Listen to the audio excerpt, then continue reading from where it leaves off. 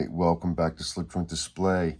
Today we are looking at a Great Eastern Cutlery 77 in Pickle Green Marrow Bone. This is knife number 771225. Let's get into the model. So Great Eastern Cutlery has re-released the 77s. This is the second one from the run that I have picked up. I was excited about this one. So I saw this coming in the production schedule, and I was waiting for it. I really wanted to grab one. I'm a big fan of marrow bone. I mean, I'm a big fan of bone, but marrow bone really sticks out just because of the character that's involved.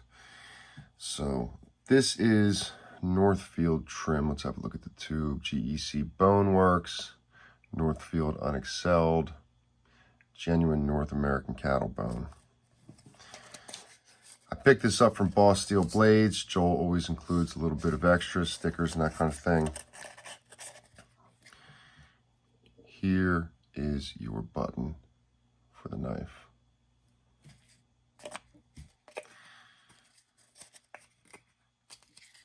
All right, we'll clear the deck a little bit.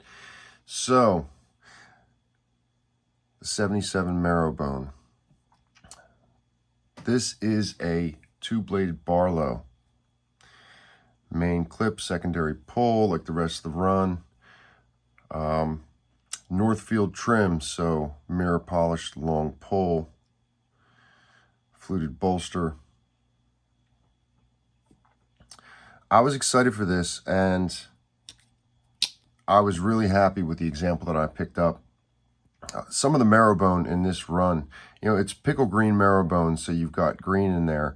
Some of it was really light in color, and I was really hoping to get an example that was very dark. I would have been happy with anything that I could get, but I really didn't want a very light green. The heavier, darker color is what I figured I would prefer. In getting this, I got an example that I can't complain about at all. I mean, that's a really good example of marrow bone. And there are some beautiful ones coming out. I mean, I'm seeing some in the community come out that are really, really gorgeous. Marrow bone, you know, it's bovine, it's cow bone, but they use the inside of the shin bone as the outside of the cover. So you can see the marrow trails, the channels, the valleys. Yeah, I'm really happy with this. I got it and I flushed it quite a bit. It took quite a bit of flushing. It's like 1, 2, 3, 4, 5, 6, 7, 8, 9, something like that. But it opened it up pretty good, and I sharpened the knife. You know, not looking for a safe queen. I want to carry this. Sharpened up just fine, no issues there. I put it in my pocket and was carrying it. I really didn't want to use it. I didn't want to patina the blade. I wanted to do this review with the knife still fairly clean, but I couldn't help but to carry the knife on me. And a few days into carrying, I noticed these brown specks on it. You can see the brown coloring in there. And it really caught my attention. And I even noticed some on this side. You can see there's a large piece there in the marrow bone, and it's brown inside. And I wasn't sure if I had done something wrong. I wasn't sure if, I don't know, maybe I was carrying it in this old slip from traditional pocket knives, and I've carried 100 different knives in this, and it was just a loose slip I had. Didn't really have it stuck to any knife, so I just threw it in that. I'm waiting for a slip or two to come in from Richter, and I thought in the meantime, because I want to carry this, I'll use that. And when I noticed these brown specks come up, I thought maybe the slip did it or something. I don't know. I didn't know what was going on. And I was concerned with it for a little bit. I talked to a few people, and one of the guys that I talked to showed me an example that he had of a 77 marrow bone from this run, and he had only opened it once since he got it, and otherwise it sat in the tube, and he had the same thing on his. So I guess that these brown specks are something that we're going to see on, at least on some models. I mean, I haven't noticed them on all, but they are definitely there. I'm not sure what it is. I don't know if it's the dye not taking in some of the marrow bone, or maybe it was something that GEC did, you know, it's deliberate. Either way, I can dig it. I'm still pleased with this. It doesn't bother me one bit. I mean, as long as it wasn't something that I did, as long as it is a natural occurrence or something that's supposed to be there. But I'm really, really happy with this knife. I really like how dark this is. And then you up at the top, you get a little bit of green on each side. Down at the bottom, you've got green showing. Yeah. I was really pleased with this. I mean, additionally, this is the first 77 Barlow with a clip point that I've had. And I really, really like the profile of this knife. I mean, just something about the way that it sits. You know, like I said, I hadn't had one of these in hand before. I really like the clip point, especially the Northfield clip point on the 77s. I think it's, as far as the blade profile is concerned, I think it's outstanding. It's definitely one of my favorites. But just the way this whole knife sits, the handle shape and everything. I mean, the handle almost looks long, almost looks overly long for the knife. I'm going to look at something real quick. Let's have a look. So, blade-wise, we're talking about 3 inches, maybe a little less, 2 3/4. Is that right? Did I get that? 2 3/4? Yeah. So between 2 3/4 and 3, right? Handle length, 3 3/4. I was looking at that the other day when I was looking at the knife, and it stops a little bit short of the handle length. And if you figure from here down is buried, you know, in the handle when it's open, and then when you close it, you got that much sticking up. I mean, it almost, when the knife is open, almost makes it seem like it's got a really long handle on it. But I really like the way this looks. And maybe other people do too. Maybe that has to do with the popularity of the 77. You know, I don't care about blade to handle ratio ever in a knife. I think that's silly. So the knife being a good tool and the aesthetic being good, that concerns me more than anything else. And maybe that comes into play here, because the handle does seem long for the blade. It's kind of necessary, but I really, really like the way that it looks. It really, it caught me off guard just because of how much I appreciate that. So, yeah, I think the profile of the knife is brilliant. There's a lot of good details on these models. They really did a good job with it. I mean, I was really paying close attention, and the long pull, the way the long pull is done is perfect. The termination of it right before the plunge is perfect. You've got a nice cut swedge for the clip point. I was even looking at that. See this line here? The way that it's canted forward. And see the swedge here? It comes down. I like everything about this. And that's nothing crazy for Great Eastern Cutlery territory. It just, for whatever reason, it's standing out more on this knife to me. Secondary blade is a pen. Nice pen blade, good size. Nice drawn swedge on the pen.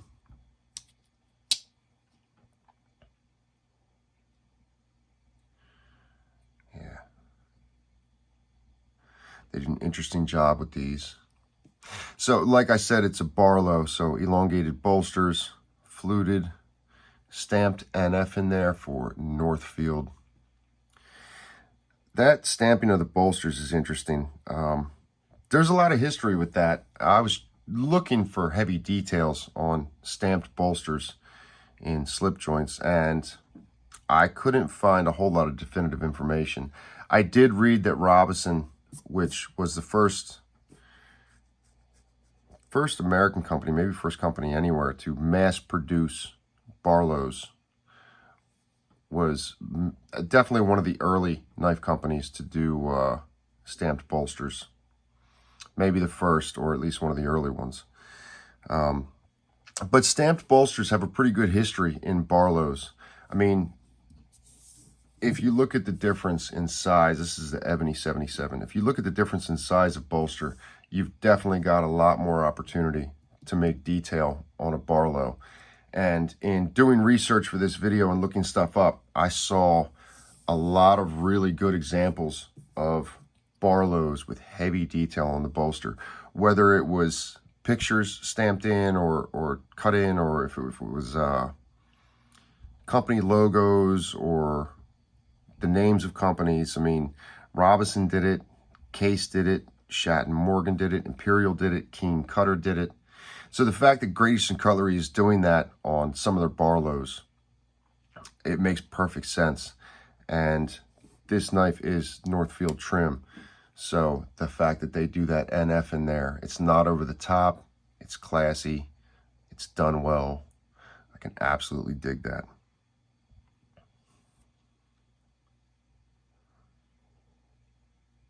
Yeah. So when I got the knife, like I said, I had to flush it a number of times. The action was very similar to, the Ebony that I've got.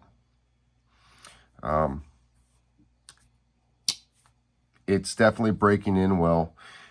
The Ebony also, I don't have any complaints at this point. I mean, it's only gotten better since I reviewed it. I've carried it some. I've been cutting with it. I started a patina on it, but that action, there's no room to complain as far as I'm concerned. And I had a lot of people ask when I first showed this on Instagram and Facebook. A lot of people asked about the action of it, and consistently my reply was, and this is because it was the truth, is that it's behaving a lot like the Ebony. And it came in, the action was weak. I flushed it, sharpened it. It came up even more, and I'm really looking forward to carrying this more and using it. I think it's going to break in really well, even more so than it already has. I mean, certainly the Ebony has gotten better since I reviewed it, so I expect this to do the same. In thinking about it and thinking about how these knives do tend to break in after flushing and carry in use, it crossed my mind, I wonder if Great Eastern Cutlery knows what they're doing and they like the idea of the knives breaking in over time. They like the idea that the more you carry the knife, the more you use it, the better the action is going to get. I mean, there's something interesting about the idea that you get a pocket knife from them, you put it in your pocket, you carry it, you use it, and a year in, that knife is going to seem completely dialed in and the action is going to be great. And when you first get it, the action is a little weak, the snap isn't as good, but you just look at it and say, well, it's new, it's not broken in yet. But over time, it just gets better and better and better. I wonder if that's why. Because, I mean, certainly through flushing these and everything else, the action just gets better and better. It didn't sound like that when I first got it. But I wonder if that's an intentional thing from GEC. Maybe. I don't know. Either way, let's have a look around. Maybe this is a bit redundant, but maybe this is the first one of my videos somebody's watching. So, 2 3/4 2 5/8 blade. Then your handle, 3 3/4, something like that. Look at the pen. Pen blade, 2-inch cutting, 2 1/4 total, something like that.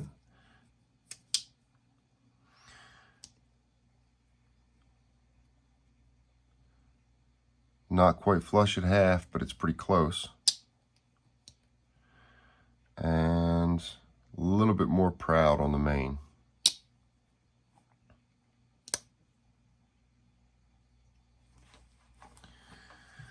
Let's have a look.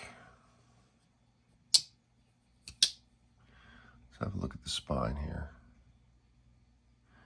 Maybe a little bit of gap there, just a bit. Nothing too heavy.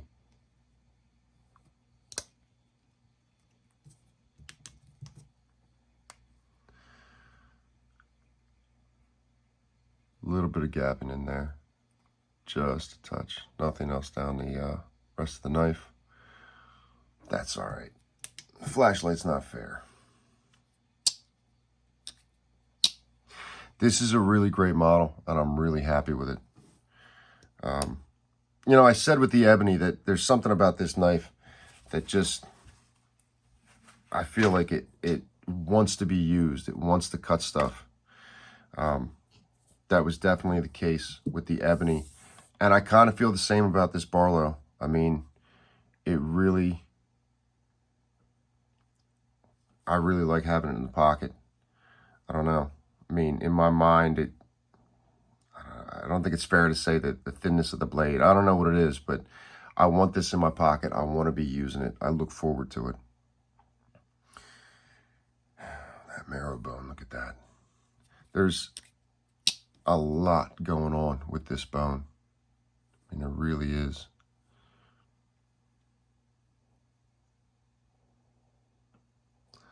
A lot of detail there. I mean, the marrow channeling on this is great. It's beautiful. I got no complaints. It's not too extreme, not too deep, but it's definitely there. A lot of character there. But even beyond the channeling on this bone, there's just a lot going on. Look at these all these little marks and everything.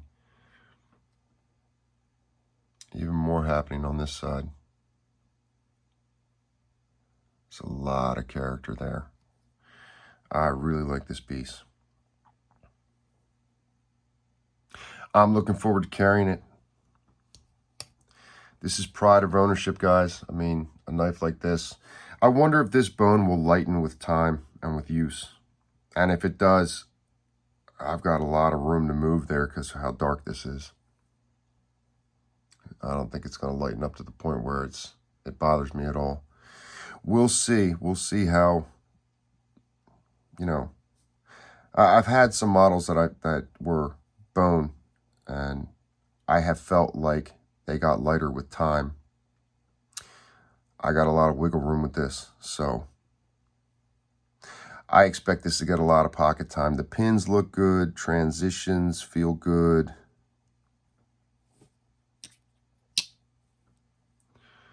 Blade centering looks like they're both a strike down the middle.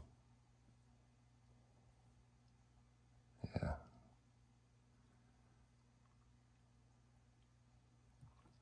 Yeah, I'm excited about this.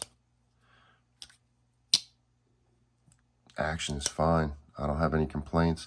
I'll also say that the long pull and nail nick, it's almost like there's no aggression in them. There's no sharp edges. I mean, these haven't bothered me at all. I haven't had to break the edges on these. I don't know if Great Eastern Cutlery is doing something different in that regard or what, but they are feeling really good.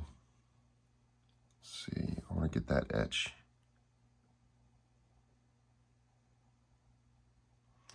Genuine North American cattle bone. The other thing that I'll note is this was one of the sharpest Great Eastern Cutleries I've ever opened up. I mean, I still sharpened it. I'm going to do that. I'm a sharpener. But I'm just saying, I don't know if they changed that process as well. But the edge on this felt really, really good when I first opened it. I wanted to bring it out. I wanted to show it to you guys.